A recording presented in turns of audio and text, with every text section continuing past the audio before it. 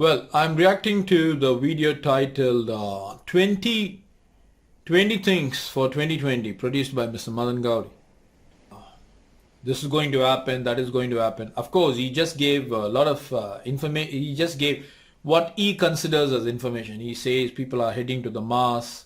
Your appraisal would be done by robots, and people are setting up booths in Delhi for breathing in fresh air. And then India has got a lot of young people. The number of people who are young in India are rising, and number of old people are also rising up. A lot of old homes are also rising up. He mentioned several things with regard to 2020. Look, Bernard Shaw said, I do not go look for favorable circumstances. What I do is I go and make a circumstance favorable to me. Now, if you were to go for 2020 predictions and train your mind thinking that all these things are going to be real, all these things are going to be happening, then nobody can save you. Because in 2019, everybody's agenda was planting trees. But in 2020 now, they are contemplating of a world war. Are you with me? I don't want to go into that politics. I don't want to talk about anything pertaining to that, because my point would be to encourage and motivate people. Remember, always situations, issues, challenges will always be taking place around you, right? If you were to be directing your paths considering the predictions that you have heard in your brain, then automatically your brain will coordinate your trajectory towards those predictions automatically. So if somebody were to look into your hand and say, look man, this is your situation, no matter what, your actions will automatically fall in place to what you have heard. Because according to Ralph Waldo Emerson, a man is what he thinketh all day long. So whatever a man believeth, that shall come to pass. And what a man is nothing but what he thinks all day long. So these are two great philosophical sayings. So the point what I am trying to tell you is, even though you get a good opportunity to shine, to show your valor, to show your potentials, your mind is not held properly. If your mind is not coordinated well, you keep hearing all these predictions, automatically, even if the opportunity is beautiful, wonderful, that can stir you up to the extremities of success, you will let it go pass by you. Because that is the way people are. I wish to tell you a small story about how the mind controls the body.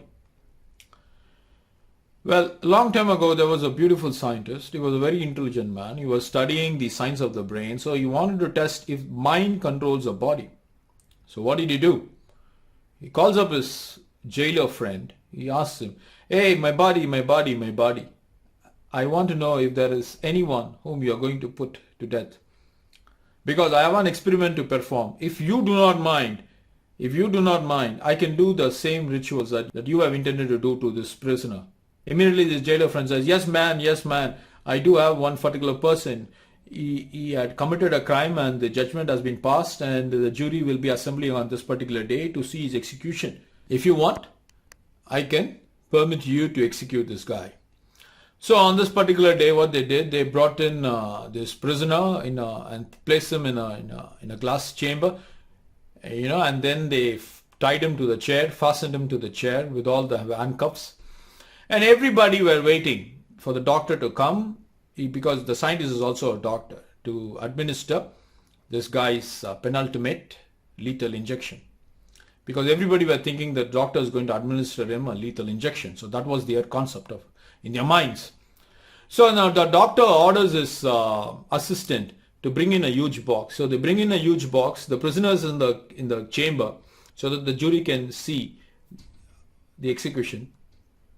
And all of them are watching for the doctor to administer a lethal injection. But apparently, to everybody's shock, the doctor does not administer him any injection. Instead tells his assistant to bring the box into the glass chamber and open it. Now from the wooden box, what does it come out? To everybody's shock, a huge king cobra comes out.